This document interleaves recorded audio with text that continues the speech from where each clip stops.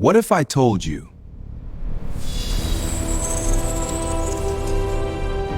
a black man once defeated one of the most powerful emperors in history? Not just defeated him, he shattered his empire, destroyed his army, and changed the future of the world forever. Yet today almost nobody talks about him.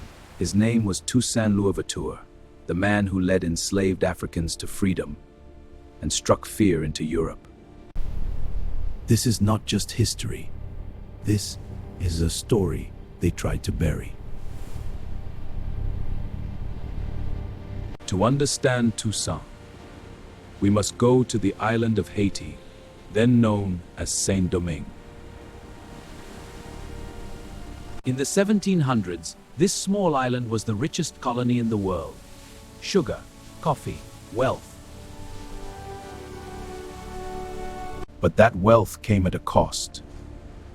The suffering of hundreds of thousands of enslaved Africans. Conditions were so brutal that most slaves didn't live more than a few years. This wasn't just slavery. This was a system built on death. Born into slavery around 1743, Toussaint was not supposed to become anything.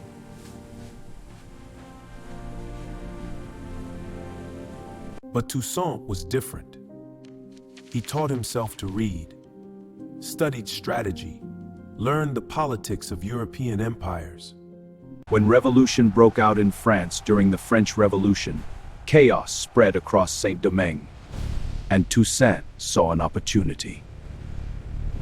In 1791, enslaved Africans rose up in one of the largest slave revolts in history.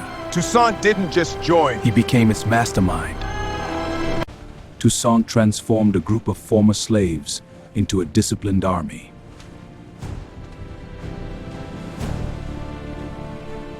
Toussaint defeated Spanish forces. He defeated British troops.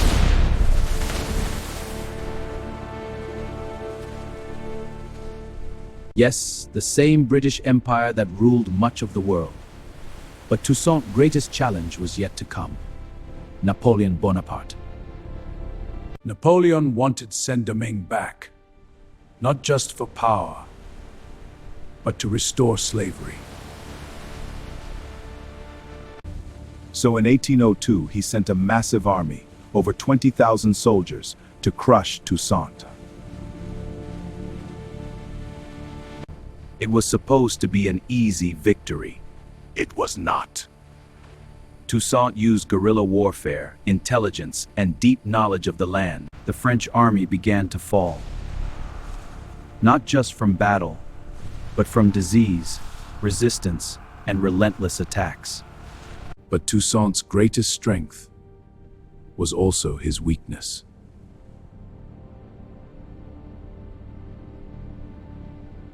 He believed in negotiation. In 1802, the French tricked him. They promised peace, then captured him. He was shipped across the ocean to France, locked in a freezing prison.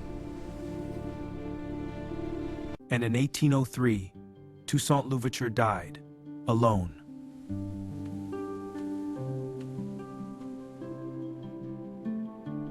But here's the twist. Toussaint's death didn't end the revolution. Toussaint's generals, including Jean-Jacques Dessalines, continued the fight. We press on! For Toussaint! For Haiti! And they did the impossible. They defeated Napoleon's army completely. France lost tens of thousands of soldiers. It was one of Napoleon's greatest defeats. And in 1804, Haiti became the first black republic in the world, and the first nation born from a successful slave revolt. This victory shocked the entire world. Soldiers, we have won! It forced Napoleon to abandon his dream of a global empire. It is over. And even led to the sale of the Louisiana Purchase to the United States. So why don't we hear about Toussaint Louverture? Because his story is dangerous. It proves that enslaved people didn't just survive, they fought back.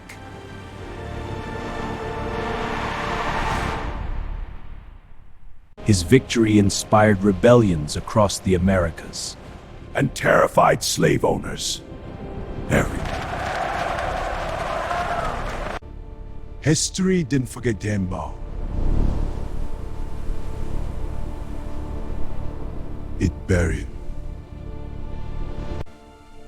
In overthrowing me, you have cut down only the trunk of the tree of liberty. It will spring up again. And Toussaint was right. Because his fight didn't just free Haiti. It changed the course of human history. Charge for freedom and our future. So next time you hear about great generals, Remember, black man, who defeated Napoleon.